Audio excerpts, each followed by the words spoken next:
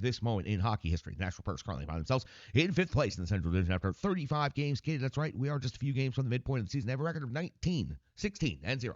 38 points has them slipping a little bit, 7 points shy of first place. A home record of 8-7, which is where the Nashville Predators, or a road record of 8-7-0, which is where the Nashville Predators next game will take place. They've scored 109 on the season. They've given up 109 on the season. That's a goal differential of even. So, Central Division updated standings after last night's games. Coming out of the Christmas break, almost everybody was on the ice. Colorado Avalanche moved back into first place with a record of 21-11-3, picking up 45 points. Now they're 7 points ahead of the Nashville Predators, 1 point ahead of the second place Winnipeg Jets, and 1 point ahead of the third place Dallas Stars. So the three-team weave at the top of the Central continues weaving its way through the season. The Arizona Coyotes have stepped up now into fourth place with 38 points after 34 games skated. They hold the tiebreakers against the Nashville Predators. Same amount of points as the Preds, but the Preds find themselves in 5th place in the Central. The St. Louis Blues catching up quickly, only 1 point behind the Preds at 37, and then the Minnesota Wild at 36, only 2 points behind the Nashville Predators. Let's make it all really scary right now. And then there's the Chicago Blackhawks that are 15 points behind the Predators for 8th place. Listen, it is getting very tight. It's getting very compact. There's only 9 points separating 1st and 7th place in the Central Division. That is amazing. 5 teams currently in the Central Division hold playoff spots, and if you look at who's contending, who's in the hunt, the next 2 or 3 teams in the hunt are Central Division teams. So everybody except the Chicago Blackhawks is still very much alive and very much competitive in the Central Division for playoff spots coming up this season. Now, I mentioned the Preds' next game will take place on the road. That's going to be against the Red Wings. After the Preds take care of the Red Wings on Friday night, head off to Washington immediately for another back-to-back in the month of December, and then Tuesday, come on home, start the brand new 2024 schedule with the Chicago Blackhawks at Bridgestone Arena. Thursday, Calgary. On the 6th of January, the Preds will make their first trip to Dallas in season. On the 9th, they'll be back home against the face-off against the Anaheim Ducks. Now, the Detroit Red Wings, 16-15-4, 36 points, 5th in the Atlantic Division, 9-6-3 at home, 124 on the season, 119 against on the season. That's a goal differential of +5 for a 5th-place team with only 36 points. That's a pretty good goal numbers right there.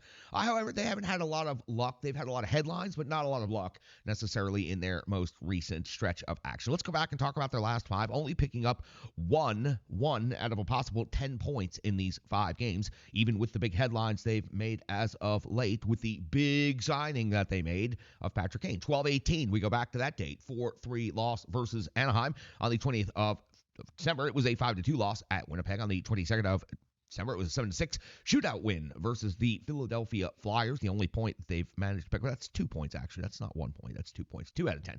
12-23, 3-2 loss at New Jersey. 12-27, 6-3 loss at Minnesota. It was Reimer picking up the loss, 25 out of 31 in their most recent game. When it comes to the NHL rankings involved in this matchup, again, I mentioned the Red Wings. Very high goal total. It's a very high goals for average per game. 3.51 is 5th best in the NHL. Goals for 3.09 on the other side for the Predators is 18th best in the NHL. The goals against category, 15th in the NHL for the Nashville Predators at 3.11, while the Red Wings are giving up 3.4 per game. That's 24th in the NHL. So the margin of victory for these two teams, the Preds goals for, goals against, it's 0.02 between those two stats. For the Red Wings, from 3.4 to 3.51, it's 0.11. That is an extremely narrow margin of error for these two teams that they can have in a game. 3.40 goals per game, 3.51 goals. That's a lot right there. The shots for category, the Preds are generating 30 on net per game. That's 22nd best in the NHL. The Detroit Red Wings are 30.1. That's 20th in the NHL, 2 spots ahead of the Preds. And the shots against category, 30.8 for Nashville, 19th overall. Detroit, 32.1 given up per game, is 24th in the league. In the special teams category, it is the Red Wings with the better units of the two. So let's start on that side. 22% conversion rate on the power play is 13th best in the NHL. 31 out of 141 opportunities. National Predators are converting at 20.6%. That's 16th best in the NHL. 26 out of 126 opportunities is their raw data. On the PK, again, Detroit, the home team, a little bit better in this metric. 79.8% kill rate is 16th best in the NHL. 25 power play goals against. National Predators had really ticked up in penalty kill for some time, but After the Carolina game, they really have slipped a little bit back. 75.9% kill rate, 25th overall in the NHL, 28 power play goals against. That is a very, very high number. And it's been trending high since the very beginning of the season, but the Preds seem to get it under control for a little while. But after this most recent game, things got a little wild there. Let's talk about the individual statistics for each of these teams, the top 5 scorers, and the potential goaltending matchup. Why don't we start on the home team, Detroit side? DeBrincat, 16 goals, leads the Red Wings. Alex DeBrincat always does good against this Nashville Predators team. So watch out for him. 18 assists added that for 34 total points, leading the Detroit Red Wings. Dylan Larkin at 12 and 17 for 29, but he is not available at this moment. Raymond, 10 and 16 for 26. Gausser, 7 and 19 assists, leads of the Red Wings in that category. 26 total points, tied for third. And then Sprong. Sprong used to be with Seattle. Sprong has had for a small sample size of a career, Sprong has had a very good run against the Predators team. 9 goals, 13 assists, 22 points with Detroit, but played very good against the Preds for Seattle. Now, on the Nashville Predators side of things, Philip Forsberg continues in all 3 of the top categories: goals, assists, and total points. The goals would be 16, the assists would be 22, and the total points would be 38. O'Reilly now at 14 goals and 15 assists for 29 points. The captain, Roman Josi, is at 7 goals and 20 assists for 28 points.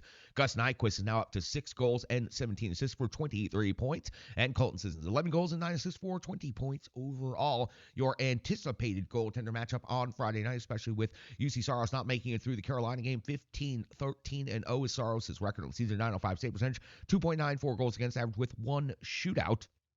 Ville Husso on the other side for the Detroit Red Wings, anticipated to get started after Reimer took the loss again against Minnesota on the 27th. Husso is 9-5-2 and 8.93 save percentage, 3.53 goals against average. There are no goaltenders amongst the 4 that have played for the Red Wings this season. There are no goaltenders that have a good record or good numbers in any way, shape, or form. Reimer and Husso seem to be switching back and forth right now. Neither one of them seem to be playing quite well. So this should be a game where the Nashville Predators can get their skates back under them, get going in the right direction. They're going to have to. Another loss, a tough back-to-back upcoming this weekend, and the Predators could find themselves in 7th place. A very realistic thing that could happen to them. So that's going to get you all set up for the Preds and the Red Wings Friday night. We're back from Christmas break. Feels good to be back in the bunker. We got to get to the Rebirth Sports full game recap. We got to go back and talk about that first game coming out of the break against the Carolina Hurricanes. I've already teased it. It didn't go well, but we got to go through it. We got to talk about it, and we got to break it down. So let's do that. Let's get to that right here on the Renegades of Puck podcast. Hockey